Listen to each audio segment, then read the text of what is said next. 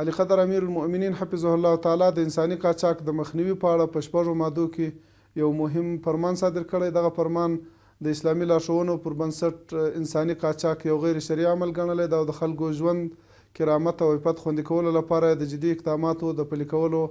امر کړی دی. په فرمان کې د قرآن کریم او د نبوي احادیثو په رڼا کې ټینګار شوی دی چې انساني قاچاق د خلکو ژوند له خطر سره مخ کوي او له دې امله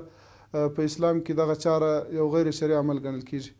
د خلکو د ساتنې او د عامه پوهاوي لپاره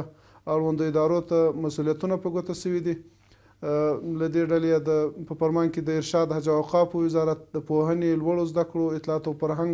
سرحدونو، قومونو او قبایلو چارو وزارتونه او نورو اړوندو ادارو ته دندې سپارل شوي د انساني قاچاق د ناوړه پایلو او شرعي ممانعت په اړه د عامه پوهاوي لپاره عملي تدابیر ونیسي. دغه راز علما کرام او د سیمو مخور او قومي مشران دې په دغه برخه کې فعاله همکاري وکړي. د دې ترڅنګ د انساني قاچاق د مخنیوي لپاره د کورنیو چارو وزارت ته دنده سپارل شوې چې د قاچاقبران دې تثبیت کړي، ودې نیسي او له نیولو وروسته دې د سزا لپاره نظامي محاکمو ته معرفي کړي او هغه مرکزونه باید وتړي چې د انساني قاچاق لپاره کارول کیږي. د دې فرمان له مخې د ملي دفاع وزارت مسؤلیت لري په سرحدونو او فرضي کرښې ته څیرمه د انساني قاچاق مخه ونیسي او دغه راز د استخباراتو لوی ریاست به د قاچاق د کشف او مخنیوي په برخه کې